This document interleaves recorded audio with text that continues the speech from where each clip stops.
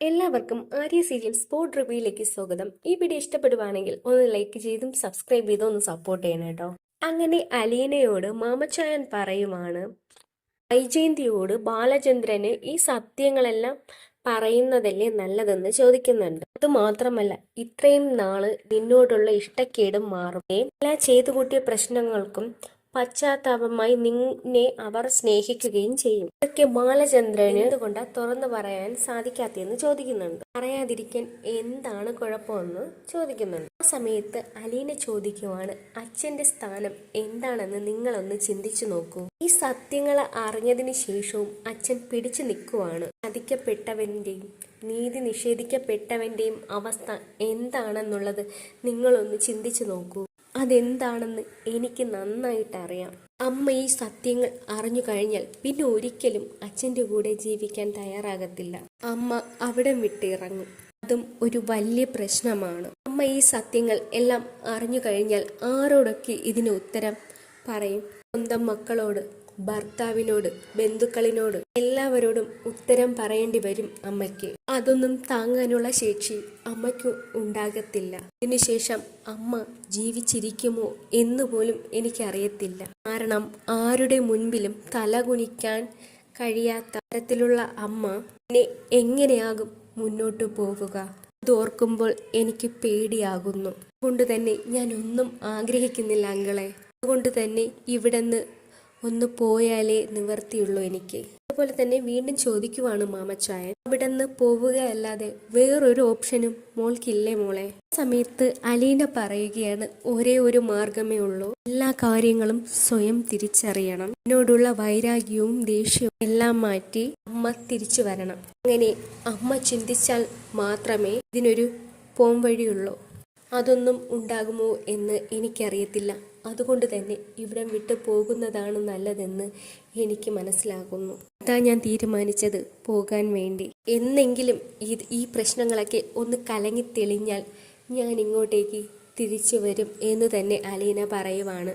അച്ഛൻ്റെയും അമ്മയുടെയും കൂടെ ജീവിക്കാനും എല്ലാവരെയും സ്നേഹിക്കുവാനും കൂടെ കഴിയാനും എനിക്ക് ആഗ്രഹമുണ്ട് എന്നൊരു സങ്കടത്തോടു കൂടി തന്നെ അവരോട് പറയുന്നുണ്ട്. അലീനയുടെ ഈ സംസാരം കേൾക്കുമ്പോൾ തന്നെ വല്ലാണ്ട് വിഷമാകുന്നുണ്ട് രേവതിക്കുട്ടിയെ. മാത്രമല്ല ഗ്രേസി അമ്മയ്ക്കും മാമച്ചനും അത് ഒരുപാട് വിഷമാകുന്ന രീതിയിലാണ് അലീനയെ സംസാരിച്ചത്. അങ്ങനെ പിന്നെ കാണിക്കുന്നതെന്ന് വെച്ചാൽ ബാലചന്ദ്രനെയും ഗോവർദ്ധനെയുമാണ്. അവർ ഒരുപാട് യാത്ര ചെയ്ത് കഴിഞ്ഞിരിക്കുന്നു. കൂനൂർ എത്തിയിരിക്കുന്നു. അതിനുശേഷം കാണിക്കുന്നതെന്ന് വെച്ചാൽ അവരൊരു ഹോട്ടലിന് മുൻപിൽ എത്തി. ഹോട്ടലിൽ നിന്ന് ഇറങ്ങി കഴിഞ്ഞതിന് ശേഷം ഗോവർദ്ധൻ ചോദിക്കുവാണ്, എന്താ ബാലേട്ടാ നമ്മൾ ഇവിടെ ഭക്ഷണം കഴിക്കാനാണോ?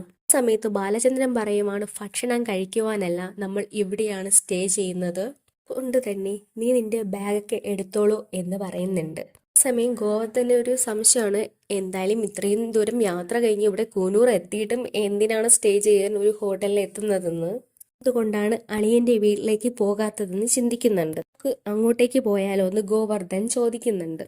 അപ്പോൾ നമുക്ക് കുറച്ച് ഫ്രീ ആയിട്ട് അളിയനോട് സംസാരിക്കാനൊക്കെ പറ്റുമല്ലോ എന്ന് ചോദിക്കുന്നുണ്ട്. അതല്ലേ ശരിക്കും ബാലേട്ടന് വേണ്ടത് എന്ന് ചോദിക്കുന്നുണ്ട്. ആ സമയം ബാലചന്ദ്രൻ പറയുവാണ്, എടോ അങ്ങനെയല്ല, അയാൾക്ക് എന്നോട് സംസാരിക്കാനുള്ള കാര്യങ്ങൾ പുറത്തു നിന്ന് സംസാരിക്കുന്നതാണ് അയാൾക്ക് കൂടുതൽ ഇഷ്ടം. ഇതിനുള്ള അവസരം നമ്മൾ ഒരുക്കിയെന്നേ ഉള്ളൂ.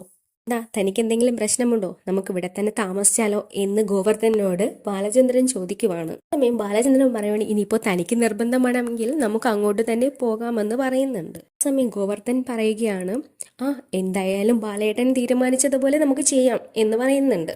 ഗോവർദ്ധൻ ആ സമയം ചോദിക്കുവാണ്, ഞാൻ എല്ലാം അറിയാൻ വേണ്ടി ഒന്ന് ചോദിച്ചതായിട്ടോ എന്ന് പറയുന്നുണ്ട്. അവരങ്ങനെ നേരെ റൂമിലേക്ക് വരുന്നുണ്ട്. കാണിക്കുന്നതെന്ന് വെച്ചാൽ അലീനക്കുട്ടിയും രേവതിയും അവരെയൊക്കെ കാണിക്കുന്നുണ്ട്. ബബിതയും കൃഷ്ണമോളും എല്ലാവരും കൂടെ പുറത്തേക്ക് പോകാൻ ഒരുങ്ങുന്നുണ്ട്. പിന്നെ അവര് റെഡിയായി ഇറങ്ങി വരുമ്പോഴത്തേക്ക് രോഹിത്തിനെയും മാമച്ചായനെയും കാണത്തില്ല. അവരെ കാണാത്തത് കൊണ്ട് അവരെ നോക്കിയിട്ട് വരാം എന്ന് പറഞ്ഞിട്ട് രേവതിക്കുട്ടി പുറത്തേക്ക് ഇറങ്ങുന്നുണ്ട്. വന്നിട്ട് രേവതിക്കുട്ടി പറയുവാണ്, ഒരാള് പേരയുടെ മുകളിലും ഒരാള് പേരയുടെ താഴെയും ഉണ്ടായിരുന്നു എന്ന്. എന്നിട്ട് ഗ്രേസിയമ്മ ചോദിക്കുവാണ്, എന്നിട്ട് പേരയ്ക്ക് കിട്ടിയോ? ആ സമയത്ത് രേവതിക്കുട്ടി പറയുവാണ്, എങ്ങനെ കിട്ടാനാ, അതിലുള്ള പേരയ്ക്കെല്ലാം ഞാൻ കഴിച്ചില്ലേ. അങ്ങനെ പറഞ്ഞതിന് ശേഷം പുറത്തേക്ക് പോകുന്ന കാര്യം അവർ സംസാരിക്കുന്നുണ്ട്. ആ സമയം അലീന മാമച്ചായനെയും ഗ്രേസിയാമ്മയെയും കൂടെ വരാൻ വേണ്ടി നിർബന്ധിക്കുന്നുണ്ട്. സമയത്ത് അവര് വരുന്നില്ല എന്ന് പറയുന്നുണ്ട്. സമയത്ത് അലീന പറയുവാണ്, നിങ്ങളും കൂടെ വന്നിരുന്നെങ്കിൽ ഞങ്ങളുടെ പേഴ്സൊന്നും പൈസ എടുക്കണ്ടായിരുന്നു, ഇതായിരുന്നു നല്ലത് എന്ന് അലീന കളിയാക്കി ചോദിക്കുന്നുണ്ട്. ആ സമയത്ത് ഗ്രേസിയമ്മ ചോദിക്കുവാണ്, നീ കൊള്ളാമല്ലോടി ആള്. ആ സമയത്ത് അലീന പറയുവാണ്, അതുകൊണ്ട് മാത്രമല്ല അങ്കിളെ, ചില നല്ല സ്ഥലങ്ങൾ ഏതാന്നുള്ളത് അങ്കിളിനല്ലേ അറിയാവുന്നത്, കൊണ്ടാ അങ്കിൾ ഞങ്ങളുടെ കൂടെ ഉണ്ടെങ്കിൽ എളുപ്പമായിരുന്നു എന്ന് പറയുന്നുണ്ട്. സമയത്ത് ഗ്രേസി അമ്മ പറയുവാണ്, അങ്ങനെയൊന്നുമില്ല, ഈ രേവതി കുട്ടിക്ക് ഇവിടെയുള്ള സ്ഥലങ്ങളെല്ലാം മനപ്പാടമാണ്, അവൾക്ക് നന്നായിട്ട് അറിയാം. സമയത്ത് മാമച്ചായൻ പറയുകയാണ്, അവൾക്ക് എല്ലാ സ്ഥലവും നന്നായിട്ട് അറിയാം, ഏറ്റവും നന്നായിട്ട് അറിയാവുന്നത് സിനിമാ തിയേറ്ററുകളാണെന്ന് പറയുന്നുണ്ട്. പിന്നെ അറിയാവുന്നത് ഫുഡ് കഴിക്കുന്ന സ്ഥലങ്ങളാണ്, കഴിക്കുന്ന സ്ഥലം കഴിഞ്ഞിട്ടേ ഉള്ളൂ ബാക്കി എന്തും, കോളേജ് പോലും ഇപ്പോഴും സംശയമാണ്. അങ്ങനെ പറഞ്ഞിട്ട് മാമച്ചായൻ കളിയാക്കുന്നുണ്ട്. സമയത്ത് രേവതിക്കുട്ടി ചോദിക്കുകയാണ്, എന്നെ കളിയാക്കിയത് കൊണ്ട് എല്ലാവർക്കും സന്തോഷമായല്ലോ എന്ന് ചോദിക്കുന്നുണ്ട്. നീ എങ്കിൽ പോയാലോ എന്ന് ചോദിക്കുന്നുണ്ട് രേവതിക്കുട്ടി. സമയത്ത് ഗ്രേസി അമ്മ രേവതിക്കുട്ടിയോട് പറയുവാണ്, രേവതിക്കുട്ടി നിനക്കറിയാലോ, നമ്മുടെ ഗസ്റ്റ് ആയിട്ട് വന്നവരാണ്, അതുകൊണ്ട് തന്നെ ഇവരെ കൊണ്ട് ഒരിടത്തും പൈസയൊന്നും കൊടുപ്പിച്ചേക്കരുത്,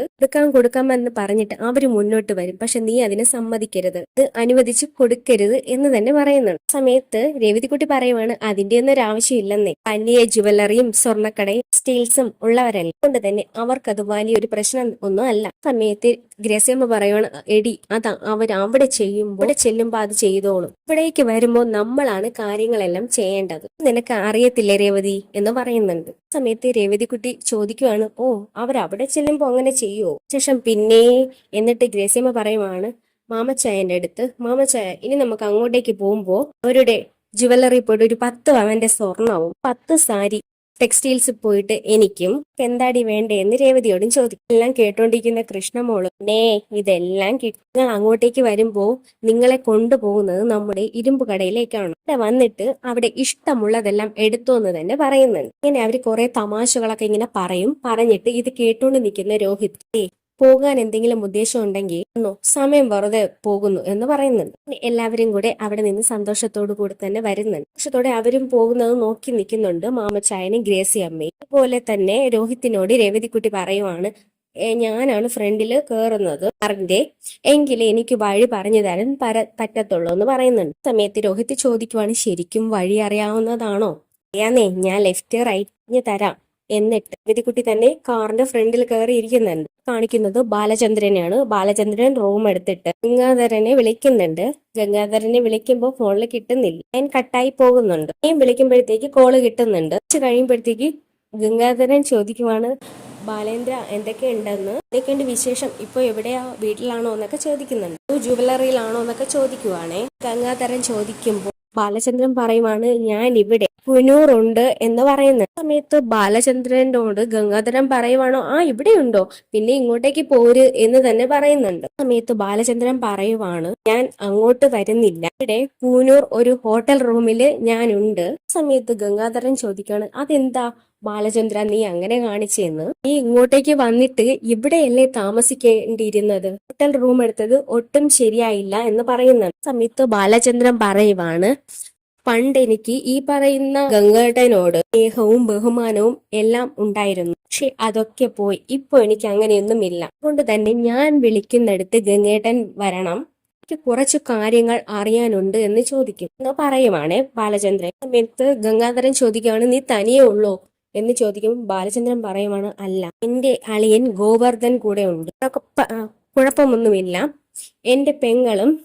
ഗോവർദ്ധനും നല്ല രീതിയിൽ മുന്നോട്ട് പോകുന്നു, അങ്ങനെയാണല്ലോ, നല്ല കുടുംബത്തിൽ നിന്ന് അച്ചടക്കവും സദാചാരബോധവുമുള്ള കുട്ടിയെ വിവാഹം കഴിച്ച നല്ല രീതിയിൽ ജീവിക്കും, അത് അങ്ങനെ തന്നെയാണ് അവർ ജീവിക്കുന്നത് എന്നൊക്കെ പറയുമ്പോഴത്തേക്ക് ബാല എന്ന് ഗംഗാധരൻ പറയുന്നുണ്ട്, ബാക്കി നമുക്ക് അവിടെ വന്നിട്ട് സംസാരിക്കാന്ന് പറയുവാണേ, പോട്ടെ എന്ന് പറഞ്ഞിട്ട് ബാലചന്ദ്രനും ഗംഗാധരനും ഫോൺ വെക്കുന്നുണ്ട്. ശേഷം ഇത് കേട്ടുകൊണ്ടിരുന്ന ഗോവർദ്ധൻ ചോദിക്കുവാണ്, എന്താ നിങ്ങൾ തമ്മിൽ ഒടക്കാണോ എന്ന് ചോദിക്കുവാണ്. സമയത്ത് ബാലചന്ദ്രൻ പറയുവാണ്, വൈജയുടെ കാര്യം പറഞ്ഞിട്ട് ചെറിയ ഒടക്കിലാണ് എന്ന് പറയുമ്പോഴത്തേക്ക് ഗോവർദ്ധൻ ചോദിക്കുവാണ്, ഗംഗാധരൻ ഇങ്ങോട്ടേക്ക് വരുമ്പോൾ നിങ്ങൾ സംസാരിക്കുമ്പോൾ ഞാൻ ഇതിന്റെ അടുത്ത് നിൽക്കുന്ന ബുദ്ധിമുട്ടല്ലേ, അത് ശരിയാവത്തില്ലല്ലോ എന്ന് പറയുന്നു. ഗോവർദ്ധന. സമയത്ത് ബാലചന്ദ്രൻ പറയുവാണ് എനിക്ക് കുഴപ്പമൊന്നുമില്ല, അയാള് വരുമ്പോ ഗോവർദ്ധൻ ഇവിടെ നല്ലൊരു ബാറുണ്ട് അവിടെ പോയി അടിച്ചുകൊണ്ടിരുന്നു എന്ന് പറയുന്നുണ്ട്. നമുക്ക് തിരിച്ചു പോകേണ്ടതല്ലേ, അപ്പൊ മദ്യപിച്ചാൽ എങ്ങനെയാ പോകുന്നതെന്ന് ചോദിക്കുന്നുണ്ട് ഗോവർദ്ധൻ.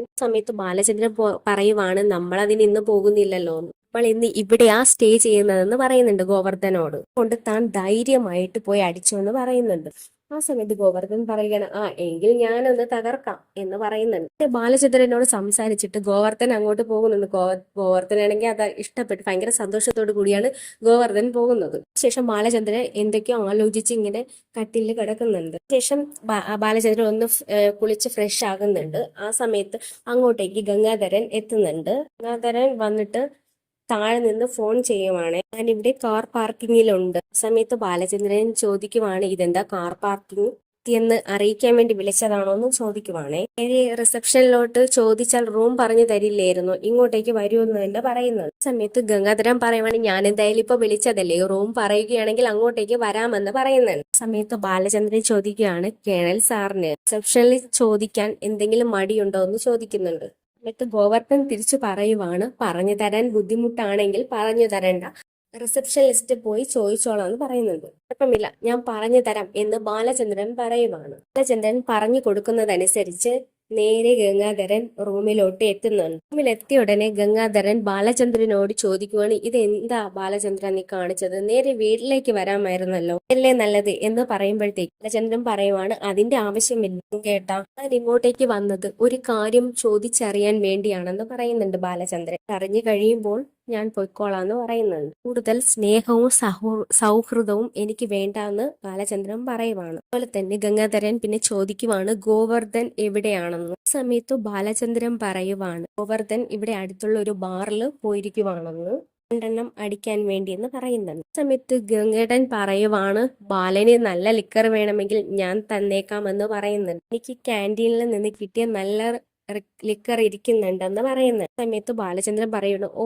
അതിന്റെ ആവശ്യമില്ല, എനിക്ക് വേണ്ടത് ഞാൻ ഇവിടെ നിന്ന് കഴിച്ചോളാം, ഇതിനു മുമ്പ് നിങ്ങൾ വളിച്ചതും പുളിച്ചതൊക്കെ തന്നത് അത് കഴിച്ച് ശീലമുണ്ടെന്ന് ബാലചന്ദ്രൻ പറയുവാണ്. ഇനിയും അങ്ങനെ കഴിക്കാൻ വലിയ ബുദ്ധിമുട്ടൊന്നും ഇല്ല എന്ന് പറയുന്നുണ്ട് ബാലചന്ദ്രൻ. പറഞ്ഞത് ലിക്കറിന്റെ കാര്യമാണെന്ന് പറയുന്നുണ്ട്.